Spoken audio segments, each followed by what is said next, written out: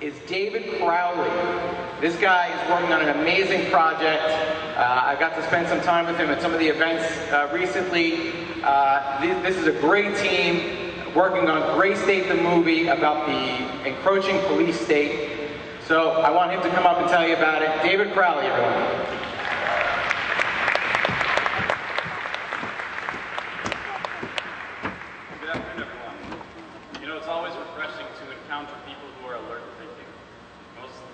It seems like the people you encounter are the glassy-eyed acolytes of Facebook, TV, or pop culture.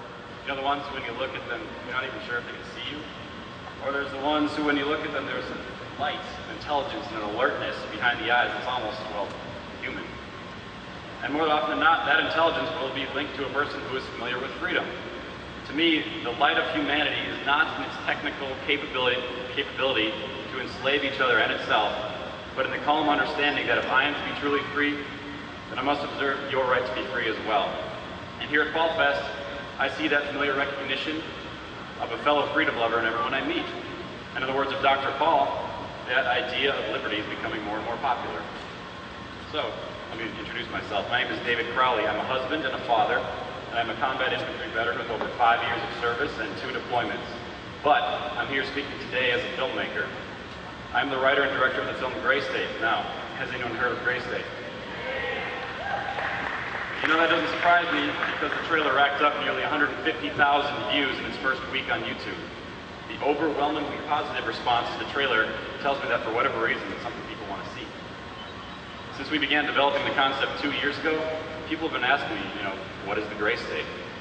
This is a question whose answer needs no further clarification than for you to look outside your window and observe what your world has become.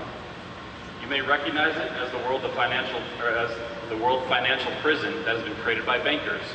You may recognize it as a visualization of the uneasy fear you may now have as a police car pulls up behind you. You may recognize it as one quick step away from the pervasive surveillance state in which we now live. In any one of these estimations, you would be correct. In short, the Gray State is the culminating manifestation of the darkest trends our negligence and malignancy have to offer. As you watch the trailer, you see that every scene exemplifies something sick about the way our culture has devolved. Every scene is a revealing stab at the innocuous beginnings of a totalitarian police state, suggesting just how our silence and inaction might be rewarded. It is a preview of what happens should the Ron Paul revolution, that fire of free thought, roll over and die, and let them have their way with our country. Gray State may be just a movie, but if that's all it really is, then Ron Paul is just another congressman. If you've already seen the Gray State trailer, you'll recognize this tagline. The Second American Revolution may not be remembered. It surprised me how little people question that statement, and not in the way that they usually don't question what they see and hear. It seems like they really get it. They understand that if the frontal attacks on liberty we endure on a day-by-day basis ever culminate into a shooting war, then it will result in either a total teardown of our current system of government or a complete eradication of the fundamental idea of freedom.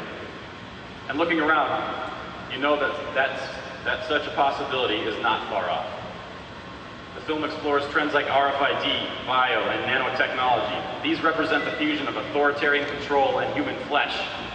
And these trends are no longer science fiction. Trends like the slow, systematic takeover of the free exchange of information as foretold by Orwell, also, unfortunately, no longer science fiction. Trends like the slow yielding of our quiet American towns and streets to a choking array of federal surveillance grids, illegal police checkpoints, and literal foreign occupation. Trends like the acceptance of torture as a sanctioned practice, the acceptance that a portion of our children will be siphoned off to be sacrificed in foreign wars, and that the acceptance that this is simply the way things are. The acceptance that some people may be arrested, black-bagged, and imprisoned without charges or trial, and that as long as we submit to state authority, continue to yield our liberties, and modify our behavior to fit the mold of federal approval, this unlucky person being dragged away will not be us. And as long as at least we believe our freedoms are not at stake, we will be allowed to return to the comfortable complacency of our padded, regimented lives. We live in strange times. We share this nation with people who think drinking raw milk is radical behavior. People who think organizing a military stand-down is radical behavior. People who think committing our troops and our resources to more and more undeclared foreign wars with increasingly thin veneers of moral justification is actually patriotism. People who are unfamiliar with interpersonal communication, completely without trust, sense of community, or allegiances beyond corporate brand loyalty. We live in a society that is fractured, marginalized, and distracted. The film will explore the consequences of this complacency, but also the film will explore the rise of those who did not live their lives asleep. The rise of patriots, those who know that liberty is not given but purchased, and at some point collectively decide that enough is enough. Patriots loyal to the founding principles of this country by which the most successful experiment of liberty in human history has drawn its voice. Backed by the awesome heritage of armed resistance to tyranny, each American can proudly claim, throw off their shackles, and retake their birthright. We are not a nation of sheep who should look at our history with shame and submit to authoritarian rule. The Gray State will tell this story as well. There are many people in this country, and in this room perhaps, who anxiously await an armed revolution. They imagine that if only we could return to constitutional republic and embrace free markets and individual liberties again, that the American dream will return to us. But will the Second American Revolution be remembered? Because now we begin to appreciate the magnitude of our opposition. This is not an obsolete single tyrant thousands of miles away who threatens everyone's freedom publicly, but a convoluted mess of legislation and social evolution that slowly and gradually usurps our liberties one at a time, whose enforcers believe that they are working in the best interest of all, and whose ranks are filled by our own friends and neighbors. They say revolutions are won by the 3%, and that may be true. Many potential 3%ers are here in this room today. But the Gray State, the real Gray State, is the 97% who will not have their entitlements threatened by a minority. And it's the first sign that these government subsidies will end, will finally act to betray us. And with the array of technological and logistical weapons arrayed against us, should that armed revolution begin, should that shot heard around the world be fired in our time, we are locked into a conflict that will end with either our total, complete throwdown of the system, after perhaps 50 years of guerrilla warfare and uncounted casualties, or our utter annihilation.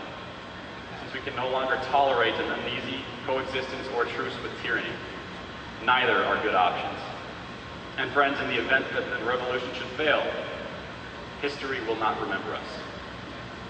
Because the Gray State will have won, and the masses will go back to the comfortable ignorance the state so loves in its own citizens, and no record will be left to inspire future dissent. Do not let it get to that point. Before we go so far as to commit our families to alienation, persecution, and guerrilla warfare, we must exhaust every possible avenue of peaceful reclamation of our country. Having been to Iraq and Afghanistan, I've seen our military's capacity for so-called peacekeeping, and this is not something we want here at home. This means that regardless of who is elected this November, our values must persist and the fight must go on without violence. Ladies and gentlemen, you know all this already. You have envisioned the look of our homes and our streets in a post-revolution world. That is why you're here, putting your own liberty at stake to take a stand for your rights while you still can. And we all know that we have one foot in the Gray State already, since to say that your liberties are at stake is no longer hyperbole.